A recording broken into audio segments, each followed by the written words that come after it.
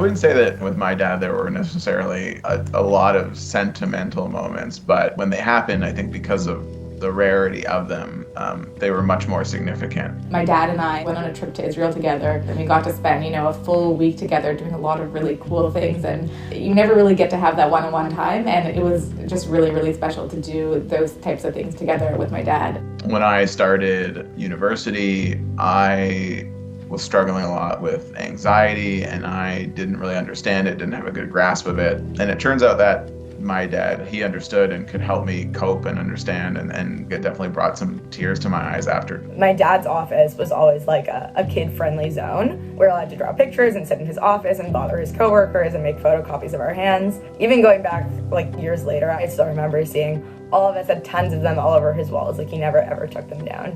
That was always a really nice memory for me. Being part of the community was important to him, really important to him, and he wanted to make sure his kids became active members in that community. Judaism was certainly, really important to my dad, and the importance of what we call, tikkun olam and tzedakah, so charity and repairing the world and trying to, provide some of your income towards that. Several years ago, my dad was helping clean up an issue in the house where we had a raccoon infestation in the attic. Oh boy. The famous raccoon story. Bernie was already diagnosed, but he was very protective of his family. As the protector of the house, still really wanting to do his part to get rid of the raccoons, he rummaged around the house and found an old hockey stick. The next thing we knew, my dad was outside. He was determined to get these rodents out of our attic and just got up onto the roof and tried to sort of swat them away. It's a very comical and lighthearted moment that I think we all really enjoyed. Bernie's biggest pride and joy was probably developing Summerside.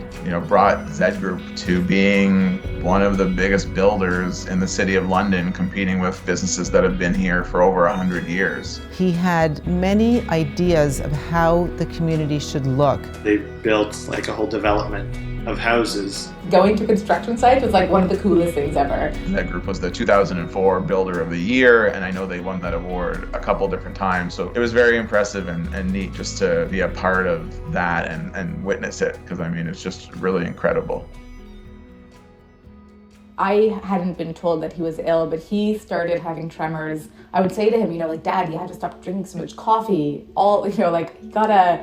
It's okay, what are these tremors? And I just thought, people shake their legs, so I thought he was just shaking his hand. All these weird symptoms that were happening, his sense of taste, he needed everything to be spiced up. He went to the sports medicine clinic. They said to him, you need to see a neurologist because there's more going on here. And then it all started.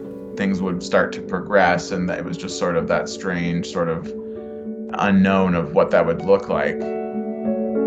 The biggest thing that bothered me was making plans and having to back out at the last minute because Bernie wasn't feeling well, and I was not a very patient spouse. I will be very honest about that. When you start to go through this process, you don't know that there's help there. You think that you should be doing it all, especially as that person's spouse. Not everyone can be expected to just be that support 24/7 because those people are going to burn out and then not going to be any help. It was the McCormick Dementia Services staff who told me that I needed more help. Not so much Bernie. They knew Bernie was a builder. Come and see the facility.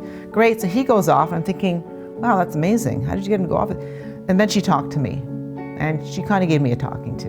It was hugely impactful to me, specifically. But just to have a place where he could be safe and know that he's taken care of and trust the people who work there, and you can go and do other things while he's there. You don't need to be around all the time. She was able to run errands. She was able to hang out with me and my siblings, see her friends. It's a hard thing, I think, to try and shift responsibilities to someone who's not a family member or not as close. She had more time to be a real person.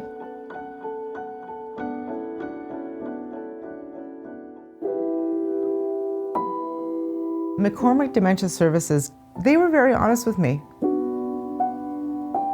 They were the ones that told me, I don't want to cry about it, I haven't spoken to them in a long time. They told me Bernie was dying.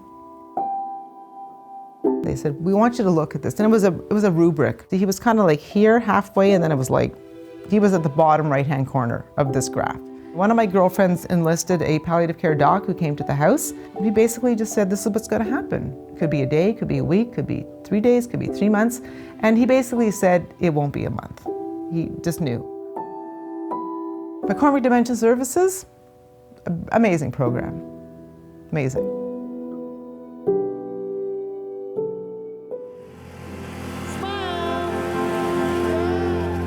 Here comes Daddy. I think my dad was a really great person, and I'm very happy that this is such an important cause to be able to carry his legacy forward with.